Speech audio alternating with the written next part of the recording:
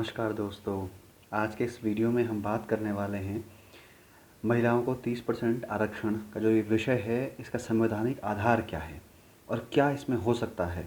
तो हम इसके पूरे संवैधानिक पहलू को बात करने वाले हैं ताकि आप सभी के जो प्रश्न हैं उन सब के जवाब मिल जाएं। तो आप पूरा वीडियो बिना कट किए सुने और मुझे उम्मीद है कि इससे सभी लोगों को जवाब मिल जाएगा, किसको मौका मिलने वाला और किसको नहीं। ठीक है, तो हम बात शुरू करते हैं।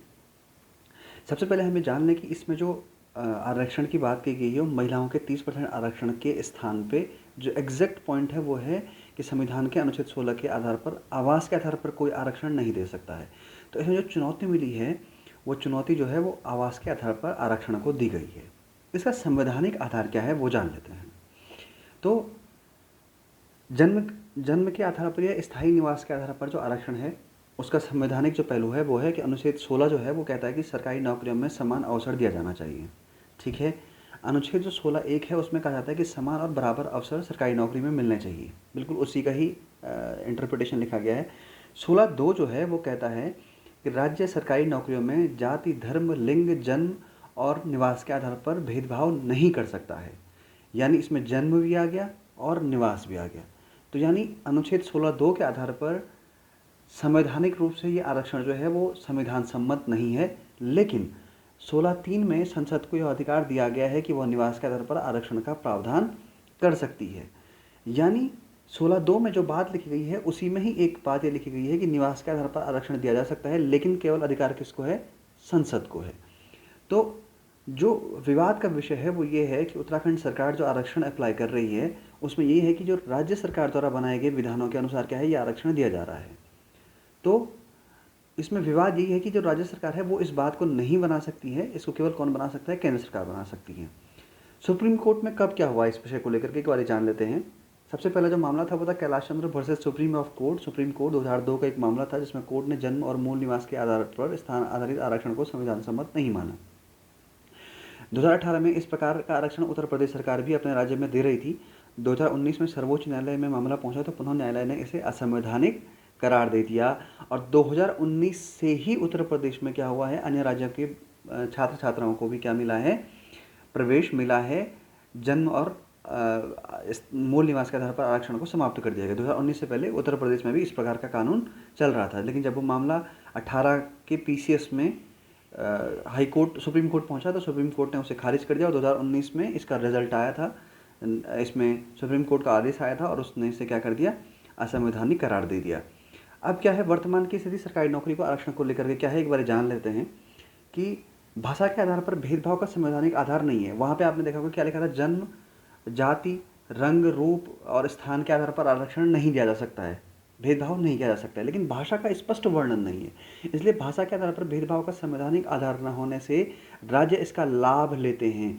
लाभ कैसे लेते हैं कि पंजाब, बंगाल, राजस्थान, गुजरात और भी अन्य राज्य भाषा के पेपर को अनिवार्य कर राज्य के निवासियों के लिए सरकारी नौकरी को आरक्षित कर रहे हैं। पीसीएस परीक्षा में मैंने आपको कुछ दिन पहले की वीडियो में बताया कि विभिन्न राज्य ऐसे हैं जो मुख्य परीक्षा में या प्रीलिम्स में भाषा को आधार बना लेते हैं। स्थानीय भाषा को आधार बना करके क्या करते हैं? डायरेक्टली नहीं, इनडायरेक्टली उन नौकरियों को स्थानीय लोगों के लिए आरक्षित करते हैं। उत्तराखंड में मूल निवासियों के लिए समूह और समूहों की नौकरी भी क्या है? स्थान आधारित आरक्षण का प्रावधान के आधार पर किया गया है। आंध्र में अनुच्छेद 371 के तहत क्षेत्रीय आरक्षण दिया जा रहा है। इसके साथ ही कर्नाटक और आपका हरियाणा, ये जो हैं ये प्राइवेट नौकरियों में भी अपने राज्य के लोगों को क्या कर रहे हैं? आरक्षण प्रदान कर रहे हैं। तो संवैधानिक नियमों में भी अनेक तरीके के लूप होल्स होते हैं और उन लूप होल्स के माध्यम से विभिन्न राज्य जो हैं विभिन्न प्रकार के क्या कर रहे हैं? उपाय कर रहे हैं किस प्रकार से सरकारी नौकरियों को अपने लोगों के लिए आरक्षित किया जा सके। अब ये है कि हाईकोर्ट क्यों खत्म कर रहा है यह आरक्षण। हाईकोर्ट का कहना है कि अनुच्छेद 16, 16(1), 16(2) के आधार पर संविधान इसकी इजाज़त नहीं देता है। दूसरा क्या है? 16(3) जो है उसके तहत केवल संसद को अधिकार है, राज्य विधानसभा अपने अनुसार नियम नहीं बना सकती है। 16(3) से केवल क्या है? इस स्थान आधारित जन्म स्थान के आधार पर आरक्षण कौन दे सकता है? केवल संसद दे सकती है। इसका विधानसभा को कोई अधिकार नहीं है। और उत्तराखंड में जो कानून चल रहा है वो किसका है? विधानसभा द्वारा बनाया गया है, इसलिए वो क्या है? संविधान सम्मत नहीं है। राज्य सरकार कानून बनाने के नियमों के में मौजूद दरारों का उपयोग कर कानून बनाकर इस प्रकार का स्वार्थ सिद्ध कर रही है और नौकरियों को क्या कर रही है, अपने लोगों के लिए आरक्षित कर रही है, ऐसा सुप्रीम कोर्ट का कहना है।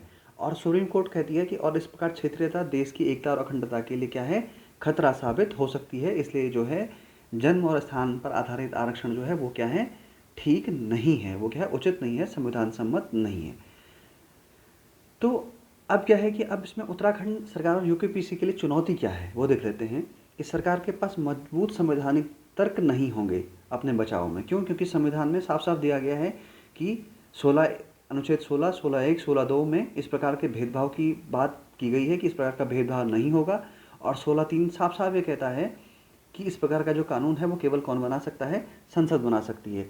अब क्या है कि आंध्रा की तरह विशेष प्रावधान मिलना कठिन है। आंध्र प्रदेश को जो 371 के तहत एक विशेष प्रावधान के तहत वो अपने राज्यों के लोगों के लिए नौकरियों को आरक्षित करता है, वो यहाँ पे मिलना कठिन लग रहा है। क्योंकि अगर उत्तराखंड को ऐसा प्रावधान दिया जाता है तो फिर यह अन्य राज्य भी इसकी मांग कर सकते हैं, और जो फिर क्या है केंद्र सरकार के लिए एक बड़ी चुनौती हो सकती है।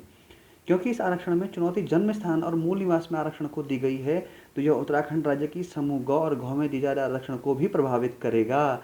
अगर समूह ग और समूह घ का जो नियम है उत्तराखंड में, अगर ये भी विधानसभा द्वारा पारित करके बनाया गया है, तो इससे अगर ये आरक्षण वाला मामला खत्म होता है तो अपना आप ही वो मामला यहाँ भी अप्लाई होगा और आने वाली भविष्य की सभी नौकरियों में इस प्रकार के आरक्षण को समाप्त कर दिया जाएगा। इसलिए क्या है, जो उत्तराखंड में एक राजनीतिक मुद्दा बनेगा और सरकार पर क्या होगा, अब भारी दबाव आने वाला है कि वो किस प्रकार से इस विषय को सुनती है और कैसे इस प्रकार का समाधान करती है। अब आते हैं कि सरकार के पास इसमें क्या उपाय हैं, उत्तराखंड सरकार इसमें क्या कर सकती है। तो सबसे इम्पॉर्टेंट है कि केंद्र सरकार से वर्तमान परिदृश्य में कोई संवैधानिक मदद ले सकती है, कोई विशेष प्रावधान का, कि अगर राज्य में इस विषय को लेकर के बड़ा आंदोलन होता है, क्योंकि ये आने वाली भविष्य की सभी परीक्षाओं में अगर इसका प्रभाव होता है तो ये राज्य में एक बड़ा राजनीतिक मुद्दा बनेगा और कोई भी सरकार नहीं चाहेगी कि उसको इसका नुकसान हो आने वाले चुनाव में। तो क्या होगा कि इससे वो केंद्र, क्योंकि अभी केंद्र में भी बीजेपी सरकार है और उत्तराखंड में बीजेपी सरकार है, तो वो इसका संवैधानिक कुछ हल निकालने का प्रयास कर सकती है।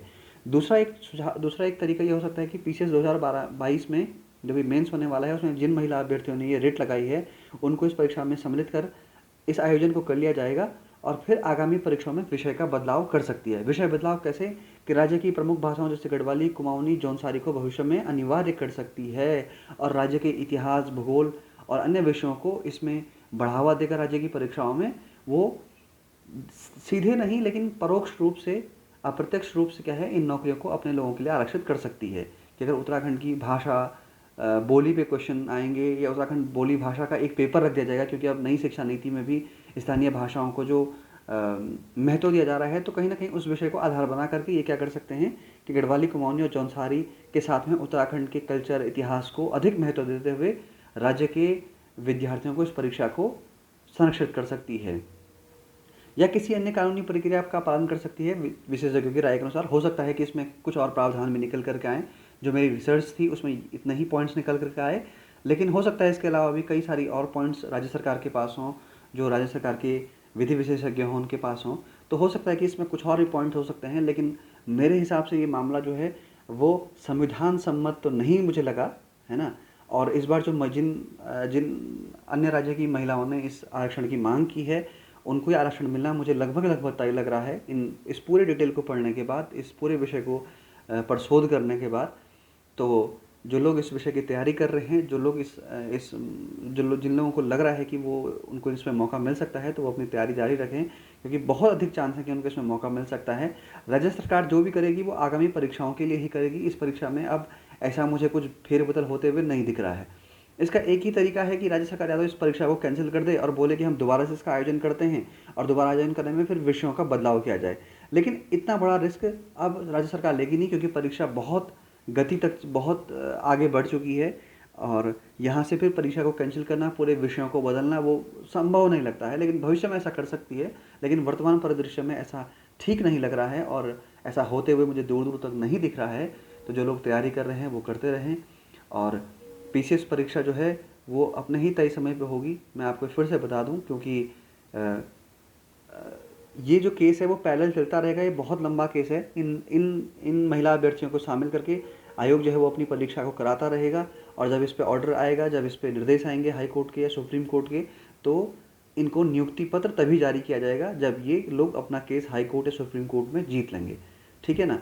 तो जब इनके फेवर में होगा तो इनको नियुक्ति मिल जाएगी, तब तक ये परीक्षा जो है वो सीधे तौर पर अपने हिसाब से चलती रहेगी, जैसा मेरा अनुमान है, जैसा मुझे बात करके लोगों से पता चला। बाकी आप अपनी निजी रायों के लिए स्वतंत्र हैं, आप अपने निजी विचारों के लिए स्वतंत्र हैं। आपको ये वीडियो कैसा लगा, आपको ये सूचनाएँ कितनी सही लगी, इस बात को आप कमेंट में लिखें। और अगर आपने अभी तक भी चैनल को सब्सक्राइब नहीं किया है, आप चैनल को सब्सक्राइब कर लें, वीडियो को लाइक करें, बेल आइकन ज़रूर दबाएँ। और आज के इस वीडियो में इसी विषय के साथ समाप्त करते हैं। मिलते हैं अगले किसी वीडियो में किसी नए विषय के साथ, कुछ नए मुद्दों के साथ। तब तक के लिए धन्यवाद।